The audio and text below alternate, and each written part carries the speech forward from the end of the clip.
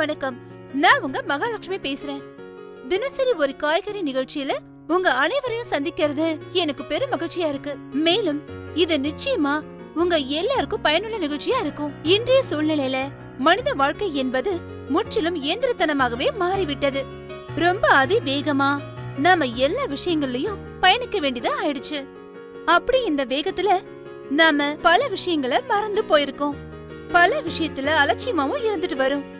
அப்படி நாம எல்லாரும் பெரிதா இன்னைக்கு இழந்துட்டு வருதுங்கிறது நம்ம குடும்பத்தோட ஆரோக்கியத்தை. நம்ம வீட்ல குழந்தைங்கள்ல இருந்து பெரியவங்க வரைக்கும் காலையில எழுந்தா ஒரே பரபரப்பு தான். குழந்தைங்களை ஸ்கூலுக்கு அனுப்புறது, ஹஸ்பண்ட ஆபீஸ்க்கு அனுப்புறது, வீட்ல இருக்க பெரியவங்களுக்கு எதையாவது சமைச்சு வச்சுட்டு நமக்கும் எதையாவது செஞ்சு எடுத்துக்கிட்டு ஆபீஸ் கிளம்புற இந்த வேகமும் பரபரப்பும் தினசரி எல்லா வீட்லயும் நடக்கிறது தான். நீங்க நல்லா யோசிச்சு பாத்தீங்கன்னா, அன்னன்னைக்கோ இல்லனா முதல் நாளோ கிடைக்கிற காய்கறிகளை வாங்கி ஃப்ரிட்ஜ்ல வச்சுட்டு வேகமா சமைச்சிட்டு எடுத்துட்டு போகும்போது அதுல ஒரு திட்டமிடுதல் இருக்கான்னு என்னைக்காவது யோசிச்சிருக்கீங்களா? நம்ம லைஃப் ஸ்டைல நம்ம மாத்திக்கவே முடியாது. ஏன்னா நம்மள சுத்தி எல்லாமே அப்படிதான் இருக்கு. அதனாலதான் ஹாஸ்பிட்டல்ல கூட்டம் நிரம்பி வழியுது. சோ தயவு செஞ்சு இந்த நிகழ்ச்சிய கொஞ்ச நேரமாவது முழுசா பாருங்க.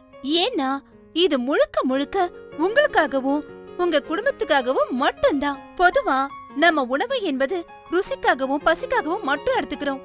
இன்னைக்கு ஃபாஸ்ட் ஃபுட், ஸ்டைல் ஃபுட்னு மூளை முளைக்கு வந்துருச்சு.